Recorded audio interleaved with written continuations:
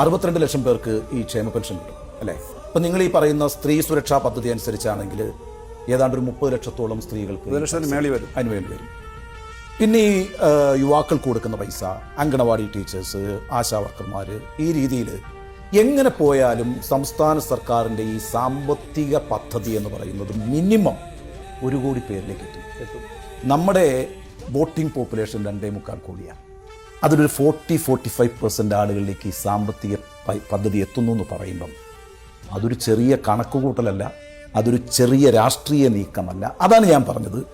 ഇതൊരു നല്ല സാമ്പത്തിക പദ്ധതിയും സാമ്പത്തിക തീരുമാനമൊക്കെയാണ്. അറ്റ് ദി സെയിം ടൈം ഇതിനൊരു വലിയ രാഷ്ട്രീയമുണ്ട്. ആ രാഷ്ട്രീയമാണ് ഇപ്പോൾ കേരളത്തിൽ സംഭവിച്ചിരിക്കുന്നതെന്നാണ് ഞാൻ പറയുന്നത്. തീർച്ചയായിട്ടും ഇതിന് രാഷ്ട്രീയമുണ്ട്. ആ രാഷ്ട്രീയം എന്ന് പറഞ്ഞാൽ ഇടതുപക്ഷവും വലതുപക്ഷവും തമ്മിലുള്ള വ്യത്യാസമാണ്. പരമാവധി ജനങ്ങളിലേക്ക് എല്ലാ കാര്യങ്ങളും അവരുടെ ജീവിതം മെച്ചപ്പെടുത്തുക എന്നുള്ളതാണ് ഇടതുപക്ഷത്തിൻ്റെ രാഷ്ട്രീയം. കൺസിസ്റ്റൻസി കൊണ്ട് ചെയ്യുന്ന കാര്യങ്ങളിൽ. മറ്റു പല സംസ്ഥാനങ്ങളിലും തെരഞ്ഞെടുപ്പ് സമയത്ത് വലിയ പ്രഖ്യാപനം നടത്തുകയും കൊടുക്കുകയും ചെയ്യും, കുറച്ച് കഴിയുമ്പോൾ ഏതെങ്കിലും തരത്തിൽ നിർത്തുന്നതുണ്ട്. ഇത് 1980 E.K. നായനാർ ഗവൺമെന്റിന്റെ കാലത്ത് കർഷക തൊഴിലാളി പെൻഷൻ അന്നത്തെ തുകയിൽ 45 രൂപയാണ്. അന്ന് മുതൽ ഇടതുപക്ഷം എപ്പോഴൊക്കെ അധികാരത്തിൽ വന്നിട്ടുണ്ടോ കൃത്യമായി അത് കൊടുക്കാൻ ശ്രമിച്ചിട്ടുണ്ട്. അത് ഞങ്ങളുടെ രാഷ്ട്രീയമാണ്. ആ രാഷ്ട്രീയം തെരഞ്ഞെടുപ്പ് രാഷ്ട്രീയമല്ല.